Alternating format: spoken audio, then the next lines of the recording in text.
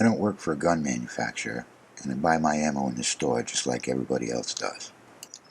That little black dot you see circled is a 1-foot steel disc at the back of an 80-yard range. I was hoping to show off a little bit today, but it's kind of breezy. We'll see what we can do. The target's something I cut from a structural steel I-beam. The black paint makes the hits easy to spot uprange, and it's got a nice loud clang you can hear over the crack of the rifle.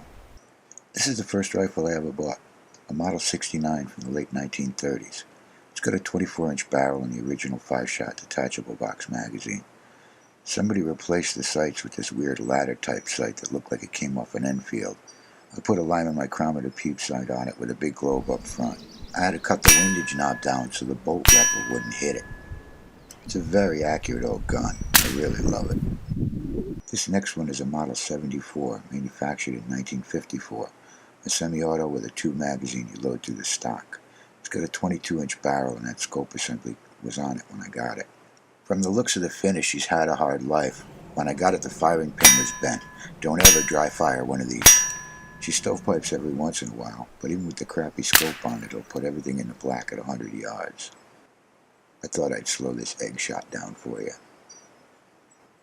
It wouldn't be gun porn otherwise. These shots you see in here, the soda can and the egg shots, were made at 50 yards with 22 long rifle target loads. I had to move into 50 yards because I just can't see an egg at 80 yards without a scope anymore. This next rifle is a Model 61 from 1936, a pump action with a tube magazine. It's got a 24-inch barrel, and it's another one that's seen better days. The dovetail on the front sight was so loose I had to silver solder the sight in place, and the vernier on the Lyman peep sight was rusted solid. Back in the 50s, they made these in .22 Magnum with a 28-inch barrel.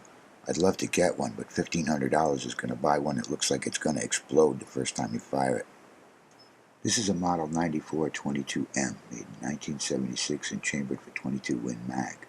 It's got a 22-inch barrel and a ridiculously oversized scope. This broke after buying a gun, and that was the only spare scope I had. I'm dying to try it out at 200 or 300 yards, but I haven't had the chance. It seems to work pretty well at 80. This first shot's made with a Remington VMAX round. The next one you see is made with a Winchester hollow point. I found the VMAX puts up a tighter group than the Winchesters do, but the hollow points are much more impressive when it comes to gun porn. Notice how the concussion of the impact drove the bottom of the can down into the pipe. This is 15 consecutive bullseyes shot at 40 yards. My 69 loves the Wolf target match ammo. The 94-22 will put up dime-sized groups with the Remington VMAX ammo, but I can't promise how it'll work in yours. There's a couple bazillion different .22 rimfire rounds on the market. The trick is to find the round that works best in your rifle. In this next clip, I've loaded up 10 rounds by 5 different manufacturers to try and show you what I mean. What you need to do is go out and buy a small box of a half a dozen different brands of ammo. Draw a spot in the side of a cardboard box with a marker and put 20 rounds into it. Don't try and adjust your sights. Use the same point of hold for every shot.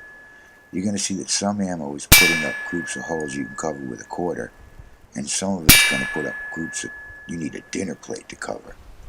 And don't necessarily go with the hottest loads you can find. Putting a big hole in a tree may be impressive, but if it wasn't the tree you were aiming at, then not so much. Okay, one more egg and one more can, because it is gun porn. We'll even go for a first. World's first YouTube gun porn end shot.